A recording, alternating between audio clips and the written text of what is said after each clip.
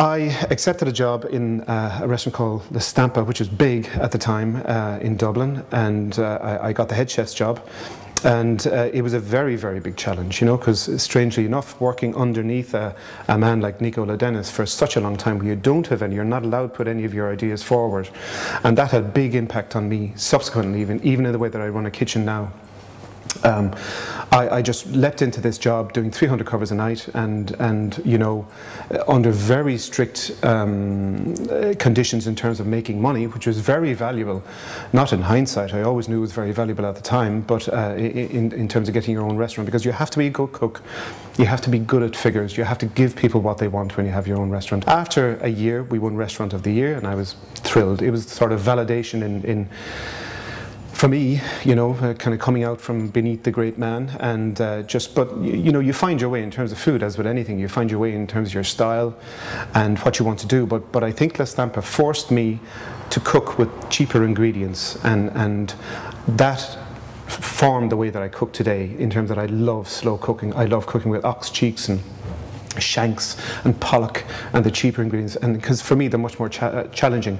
So after 3 years there, I didn't necessarily want to open up my own restaurant, but I just, you know, having said that, I kind of saw this place down Dungarvan, never thought I'd be here. You know, Wiley, I was at a wedding actually, and I saw this estate agent dancing towards me. How often does that happen?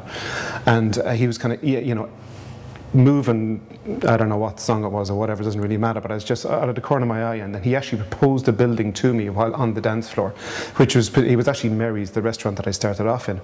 But anyway, Mary's wasn't a runner. I didn't, at the time I didn't want to own a pub, but I saw the Tannery, and that was up, and we took it. So the big leap, 1987 we opened, and behind a derelict factory, in front of a derelict house, with hoarding to the side. If we went into Dragon's Den, there'd have just be peals of laughter. We'd have been thrown out of the place. But, you know, it certainly was a tough 3 years. But I think you needed a few breaks. And one of the breaks that I got was Patsy Murphy came down from, she had her child in Ring College, which is a Gaelic college just outside Dungarvan. And she came into the restaurant, we got talking, and she asked me would I like to do you know, a once-off, sorry, not a once-off, but a once-a-month piece on just living down the country and running a restaurant down the country. And I had never written before. Always liked English, always could talk.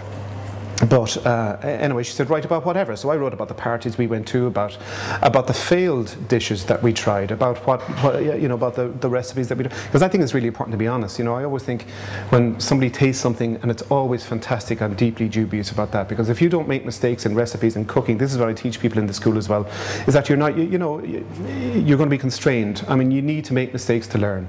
And so I made plenty of them anyway. But so I started writing articles, or some articles for the Irish Times, and then she asked me to be the food writer for the Irish Times when the new magazine came out. So that was fantastic, writing every single week for 2.5 years thereabouts.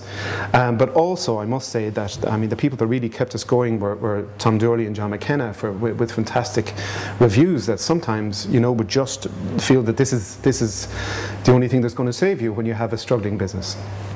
But then, you know, opportunities slowly came my way. This book happened out of the articles, and the book is from the articles in the Irish Times, and writing every week about different things was something that, you know, that I really enjoyed doing. And I used to go into the office and write something, and then go out and send the main course, and then my wife Maura would come down after sending the main course, and she'd type a little bit, and then go back. I mean, it was pretty mad. I mean, there was only, you know, I think I'd myself, a commie, and a housewife inside in the kitchen at the time, and you know, it was all hands on deck. But we knew the value of PR, we knew the value of getting the word out, and it really was fantastic, because I mean, people came down to us, and it was a big job on us to please them. But you know, 9 times out of 10 or more, I hope we did.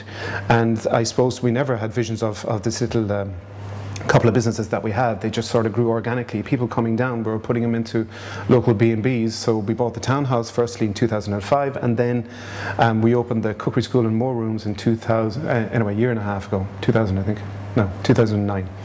And so I mean, I'm very, very happy with what we have. It's small, it's beautiful, it's ours, and you know, you can literally trot across the road, and which I frequently do. I teach a class and I go over and work in the restaurant, and it'd be great to have lose a bit more weight from all the trotting, but I love food too much and everything else.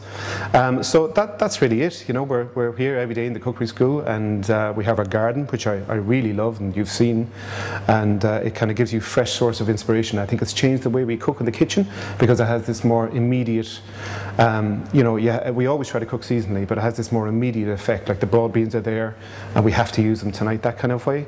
And I think I hope it's after simplifying the food, which is something that I really want to do.